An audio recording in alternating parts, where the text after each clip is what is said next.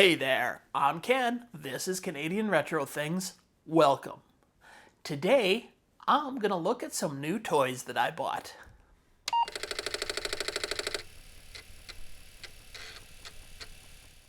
What I picked up is something that I'm hoping is going to help with the quality of the videos that I'm making for my channel.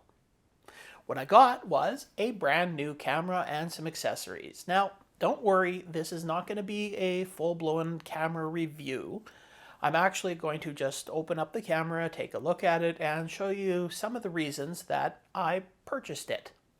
Why it was the choice that I made. Now, a little backstory here. Most of the videos that I've been making on my channel have been done with one or two different cell phones that I have. Now, I also have this little action camera here, which I use when I'm out and about and filming when I'm moving around. It's good for the outdoor filming like that, but it's not a good camera for indoor filming. So, I picked up this camera, and like I said, it's going to hopefully help me raise the bar on the level of my videos. Something else that it's going to do is allow me to expand on a hobby that I used to really enjoy when I was younger, and that's still photography. So, yeah, why don't we just grab the box, open it up, and see exactly what camera I picked up. The first of the toys that I picked up are in this bag right here. And you may notice that it's from a camera store, so guess it won't be a big surprise when you see that I got myself a new SD card. Oh wait, no. I also got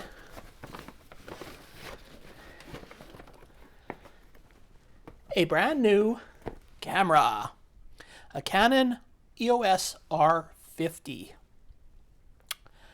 So, let's switch to a different shot and we can open this up and take a look at exactly what I got. So here is the camera. Hopefully that will step up my game in video making. So in the box it comes with the instruction book, the charger, which plugs right into the wall, little flip out plug-in, battery goes in there. You get a, I think a red light when it's charging and a green light when it's charged. A neck strap.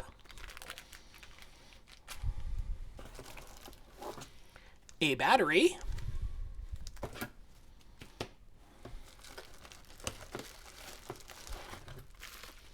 We'll open the camera up in a second.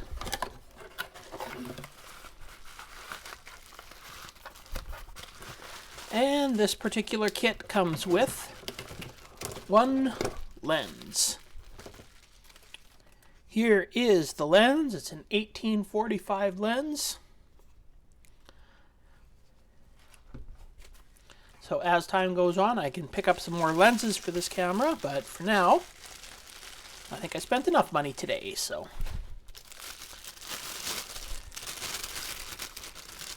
And here is the camera. So you've got the, obviously, lens attaches there, controls up here for film and photos, shutter button, record button, a scroll wheel. On the back you've got some controls here, menu buttons, flip out screen that you can turn around for while you're filming yourself. You'll be able to see yourself. You could also have the screen flipped up like that for when you're taking pictures low down, or like that when you're taking pictures from high up. But I have to charge the battery so that we can put it in here, put the SD card into there, and start playing around with this. So the first thing is some technical specs for the camera. This is the Canon EOS R50 mirrorless camera. I purchased it with an 18 to 45 millimeter lens. It has a fully articulating, touch-sensitive display. It has the newer version of the Canon's dual pixel autofocus system and can shoot uncropped 4K video at 30 frames per second. There are many other shooting modes available, which I will cover. It has a 24.2 megapixel sensor with a minimum ISO of 100 and a maximum of 32,000. In camera modes, it can shoot in bursts of up to 15 shots per second. It has a USB Type-C connector, a micro HDMI, so it can be used as a web camera, as well as it has a stereo microphone input. On board, it also has Wi-Fi and Bluetooth. A very good camera, at least on paper, for the price point of about $900 Canadian with the lens. The first thing that I'm going to show you is not actually one of the reasons that I bought the camera. It's actually a problem that I had with the camera when I first bought it. You see, when you first turn it on, when I got the camera, I was turning it on and the back screen was constantly going off right away. Now, every video I watched about that said that there's a sensor in the eyepiece that when your face gets close to it, it's supposed to happen, the screen should shut off. Well, I went into the menu, I disabled that, but it was still shutting off. What was happening was it was going into sleep mode. And this was not something that any of the videos that I watched talked about, so I will show you how to change the sleep mode here. You hit the menu button, you go to the little wrench, which is the third from the end, into screen 2, into power savings, into screen dimmer, and it was set to 10 seconds. And that is just silly. 10 seconds is not enough time to line up a shot and get and adjust what you're shooting or whatever. Even 30 seconds is a little bit short for time, especially if you're trying to, get something set up properly, center a circuit board or something to take a shot. So I just set it to disable. I think that's a downfall of this camera, is that your screen dimmer is between 10 and 30 seconds.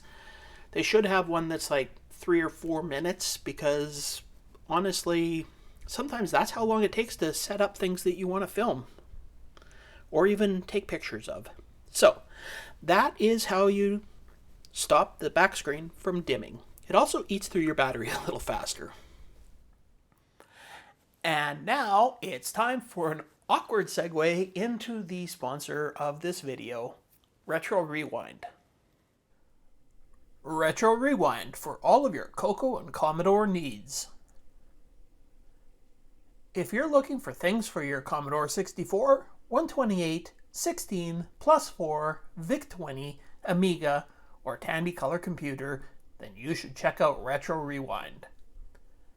They have capacitor kits, diagnostic hardware, various types of adapters, Coco SDCs, Kung Fu flashcards for your C64, and many other things. Don't have the tools to recap your board? They offer recap services as well. And since we're all friends here, you can use my discount code of CRT10 to save 10%. Retro Rewind also ships worldwide, so visit www.retrorewind.ca. And don't forget to use CRT10 at checkout for your 10% discount. The reason that I bought this camera, as I said, was to raise the bar on the quality of the product that I'm presenting to you, the viewer. Now, the reason that I'm doing this is because I have picked up a couple of sponsors lately, and my viewership numbers and my subscriber numbers have grown really higher than I had ever expected them to.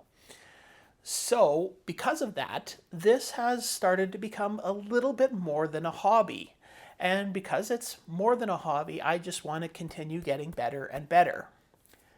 So, you may be asking yourself as the viewer, what can you do to help? I'm asking nothing more than liking my videos, watching my videos, and maybe sharing them with people that might be interested in them.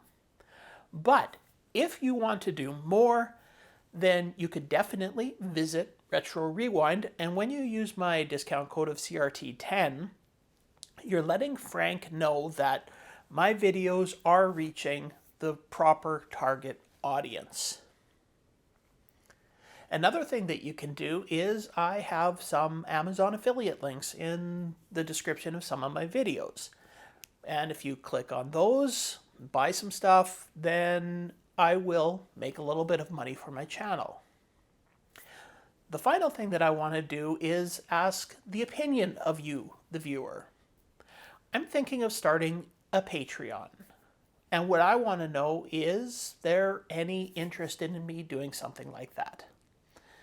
So, yeah, I'll just let you think about that as you enjoy the rest of this video. Now, probably the most common way that I'm going to be recording audio off of this camera is I will be using my lapel mic that I have been using all along. Now, for shots where I'm far away, like a few meters or more from the camera, I will still be using my TASCAM recorder with the lapel mic plugged into it. When I'm closer, I'll unplug the microphone from here and plug it into the side of the camera. Mostly when I'm within like an arm's length of the camera or something. I have a little selfie stick I can attach this to. Then I can use that for filming. At least for now. One of the plans that I have in the future, when I can afford it, is to get myself a much better microphone that will attach to the top here that is a wireless to go to the lapel mic. So then I'll have a wireless connection and I can use that most of the time. But for now, I can't break free of the wires completely. So let's listen to what this sounds like. Obviously, this is what it sounds like off of the TASCAM. Let's hear what it sounds like when this microphone is plugged into the camera. And this is probably going to be the most popular way that I'm going to be capturing audio, and that is, of course, with the lapel mic plugged directly into the camera. The great thing about having the lapel mic plugged directly into the camera is that it sounds great if I'm talking directly to the camera, and it doesn't change at all if I'm behind the camera. So everything is good with this one. Another way that I'm going to be getting some audio off of my camera is using this Rode shoe mic. Now, this is a low power microphone, so it doesn't require power from the shoe, which is good because the Canon camera actually uses a proprietary shoe that you need to buy an adapter to use non-camera microphones on. So this actually gets its power from the 3.5 millimeter port, which is a low power. This is a low power microphone, and yeah, so you don't have to worry. You can just clip this onto the top of your camera, plug it in, and it's good to go. So that brings me to another thing about this Canon camera. On here is a shoe cover, and if you read the instructions, it just says push down and release it. So it works now because I've taken it off a few times. But when I first got this camera, I was afraid I was actually going to break the camera. It was on there so tightly. So yeah, it's good now. But what I had to do originally, and I did this very carefully, I had to take my screwdriver and just kind of wedge it in and kind of just pry this out because it was in there so tightly. I couldn't get it out. I actually was searching thinking I'm doing something wrong because it just says push down and push down on the thing and move it, but I was convinced there had to be some sort of extra release or something because it was in there so tight. Alright, well, let's hook this Rode microphone up. So basically, yeah, you just take the cover off, and this slips on, and then you just spin the wheel to tighten it. And there you go, you got your microphone on your camera. So I will be using this mostly just for like crowd shots and stuff when I'm walking around, say Cocoa Fest or something like that, so that I don't have to mic people up to talk to them. I'll just be able to record them with this. That will be the use of this microphone. And here we are filming with the Rode microphone. So this is the shoe mic that I have on top. As I said, this is going to be a microphone for when I'm at different shows, walking around, things like that, and I am going to be just randomly talking to people or just taking, shots of the room. One of the things about it, if I'm behind the camera, this is what it sounds like. And here we are out on a beautiful day. This is what the microphone in the camera sounds like. So this is probably the thing I am going to be using the least, unless I forget all my other microphones. Also, if I'm talking and I'm using the microphone on the camera, this is what it sounds like when I'm behind the camera talking. And now it's time to look at your options for the quality of the videos that you take. This was definitely one of the deciding factors for me. Now, if you go into the menu on the first screen, first chapter of it, you go to movie record size, and you're given a whole bunch of options, and it'll actually tell you even how much record time you have at that level for the SD card you've currently got in there. Now you have 4K at 30 frames per second, basically. And then you've also got one that's 4K Lite, which is also 30 frames per second. Now, as you can see, the resolution is the same, but the amount of room it takes up on your SD card is about half. So you get twice as much with the 4K Lite. Now, not a complete camera expert, so I won't know the difference between the two until I mess around with it a bit. And then you also got 4K and 4K Lite at 24 frames per second if you want that cinematic view. And then you have Full HD at 60 frames per second. And Full HD Lite at 60 frames per second. Full HD at 30 frames. Light at 30 frames, and 24 frames, and light at 24 frames. So you can either shoot in 4K or Full HD. So let's go take some test footage. As I'm sure you're completely tired of looking at my face, how about we look at some other things like my very dirty motorcycle. So this is recording at 4K, 30 frames per second. So what do I think of this camera? Well, I do really like it. I think it's a great camera for anybody that's planning on getting back into cameras or starting out with cameras for the first time, because it's very customizable. You can have it as automatic or as manual as you want it to be. There's lots of settings. It works very well. And now we're at 4K 30 frames per second on the light setting, meaning only half the data is being used on the SD card. Now I won't be showing the 24 frames per second because I'm currently editing this at 30 frames per second.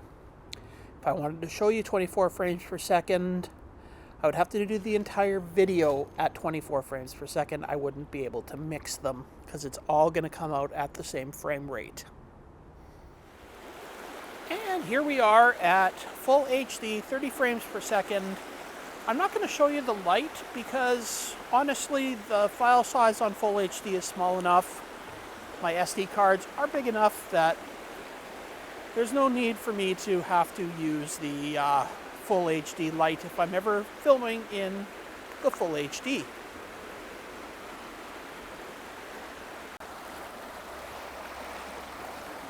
And here we are filming the river at 60 frames per second in full HD. Now, of course, you're watching this at 30 frames per second because that's what my editing software is running at. But if I slow this down to half speed, that's 30 frames per second, and we'll see what it looks like.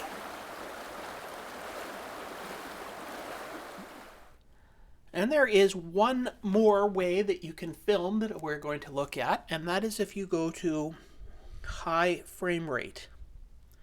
And if you hit enable, now you're shooting at 120 frames per second. But it doesn't record audio when you do this. I will give you an example of it running at regular speed and then at slow speed to see how nice and crisp it is. And now we'll also take a look at the rapids at 120 frames per second. Now that, of course, same thing, you're watching it at 30 frames per second, so let's slow it down to 1/4 speed.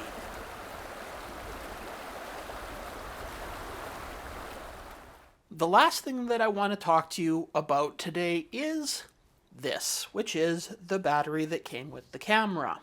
Now, one of the drawbacks of having an ultralight camera like this is it comes with a very small battery. This battery will last for about an hour of filming time, a little bit less obviously if you spend a lot of time with the camera on, not filming. So yeah, you really do need spare batteries to be able to go out for the day and do anything. Now, one of these for a spare, cheapest I could find was about $67. So I bought this. This is an Artman off-brand battery for this camera, and this came in a set of 2 for about $34. So how are these for this camera? Well, their filming time is a little bit less. I didn't scientifically see how long it lasted, but I would say it's about 85 to 95% the same as this battery. Drawbacks of the Artman batteries are that you cannot charge it directly from the camera. You have to use the charging cradle here. It will not charge in the Canon cradle. It will only charge in this one. However, this cradle will charge my Canon battery. The other drawback of the Artman is that your battery indicator on the camera doesn't seem to work. It just shows it as full until it's dead. But considering that I got 2 of these for half the price of one of these, I would say I like that deal. So there's a link for that down in the description from Amazon. And those are the new toys that I picked up for my YouTube channel. So a big thank you to everybody that's supported me since I started the YouTube channel and helped to push me to get something that I have wanted for a while, and that is a decent camera. So you're going to have to bear with me for a bit as I learn the ins and outs of this camera and experiment with some stuff. As I'm learning more about the camera, I'm learning some of the things that it can do, and I'll be probably experimenting with some stuff. Also, don't forget to check out those Amazon links if you're interested in any of these products. Check out Retro Rewind for some Commodore and Coco needs, and use the CRT10 at checkout the code CRT10 at checkout to save your 10%. Also, don't forget to comment below whether you think that I should be starting a Patreon or not. All right, well, that's it for the video today. Thanks a lot for watching. Don't forget that a like, a subscribe, and a comment below are all things that help the channel out a lot and are greatly appreciated. I am going to leave you with a little montage of some photos that I took with this camera. So yeah, you can watch that if you want. But yeah, see you next time.